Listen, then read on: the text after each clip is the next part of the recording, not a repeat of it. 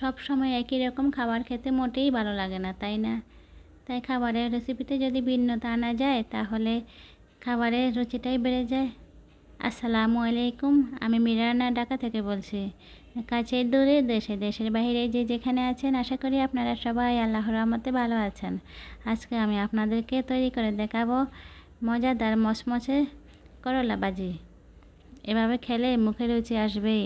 যারা করলা খেতে পারেন না, এভাবে করে একবার ট্রাই করবেন। তিতার জন্য অনেকে খেতে পারেন না, এভাবে করলে কিন্তু তিতা আর লাগবেই না, মনেই হবে না এটা করলা খাচ্ছেন। এখানে আমি বড় সাইজের 2টা করলা কেটে নিয়েছি গোল গোল করে। প্রথমে ভালো করে আস্ত ধুয়ে নিয়েছি, কাটার পরে আমি আর ধুয়ে নিই। এখন আমি এখানে পরিমাণ মতো লবণ দিয়ে দিলাম, সামান্য একটু মরিচের গুঁড়া, একটু হলুদের গুঁড়া, তারপরে দিয়ে দিলাম সামান্য একটু জিরা গুঁড়া। এখানে আমি কোনো ধনিয়া গুঁড়া দিই নাই। এখন দিয়ে দিচ্ছি 1 চা চামচ সরিষার তেল।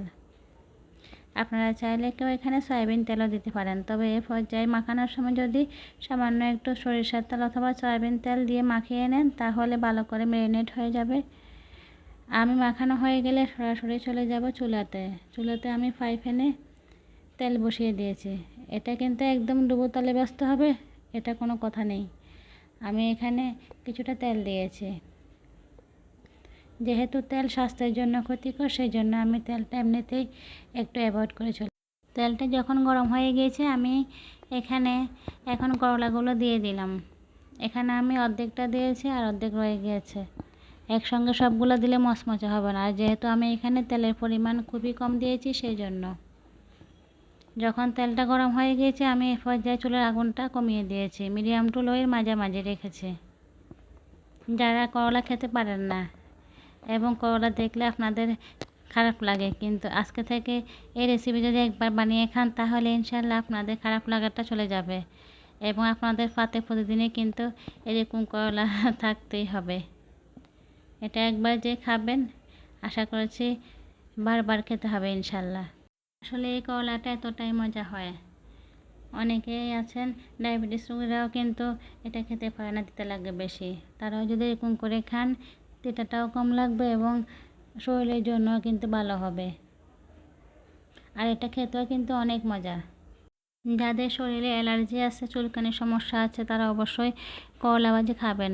করলা ভাজি খেলে শরীরে চুলকানি অ্যালার্জি অনেকটাই কমে যাবে। এটা আমার কথা নয়, ডাক্তারি কথা। যেহেতু এটা একটু তেতো লাগে সেই জন্য। তবে এরকম করে বানাবেন ইনশাল্লাহ স্বাদ মুখে লেগেই থাকবে। আমি কিন্তু এরকম করে ভেজে কয়েক পিস এমনিতেও খেয়ে ফেলেছি। আসলে এটা অনেক লোভনীয়, অনেক মজা। আমি এখন সবগুলো করলা ভেজে নিয়েছি। এখানে ভাজা হতে হতে আমি কয়েক পিস আপনাদের ভাইয়া ভাত খেয়ে নিচ্ছে, তখন ওনাকে দিয়ে দিলাম। এখন এই পর্যায়ে এই যে একটু তেল ছিল ওটার মধ্যে আমি একটা পেঁয়াজ কেটে দিয়ে দিলাম, একটু ভেজে নিব হালকা। আর এখানে 2টা কাঁচামরিচ দিলাম, এটা 30 সেকেন্ড একটু ভেজে নিব, তারপর নামিয়ে ফেলবো। এটা অপশনাল, চাইলে আপনারা দিতে পারেন, না দিলেও সমস্যা নেই। এই যে দিয়ে দিলাম এখন এখানে এক পাশে করে। দেখতে যেমন লোভনীয়, খেতে কিন্তু অনেক সুস্বাদু। একবার ট্রাই করবেন ইনশাল্লাহ, তারপরে আপনারা মজা পেয়ে যাবেন। এভাবে করে একবার যদি মজা পেয়ে যান তাহলে মন চাইবে প্রতিবেলাতে এরকম করে করলা খেতে। আমি দেখেন আমি কয়েক পিস এমনিতেও খেয়ে ফেলেছি। এখন আমি এটা গরম ভাতের সঙ্গে খাবো। আসলে এটা শুকনো শুকনো গরম ভাতের সঙ্গে খেতে অতুলনীয় লাগে, অনেক মজা। আমি এখানে দেখেন ভাত নিয়েছি, এখন খেয়ে নিচ্ছি। সবাই খেয়ে ফেলেছে, আমার বাচ্চারা আর আপনাদের ভাইয়া সবাই কিন্তু খেয়ে ফেলেছে। আসলে আমার দেরি হয়ে যায়, আমি ওদের খাবার দিয়ে গোসল করে নামাজ পড়ে তারপরে খেতে বসি।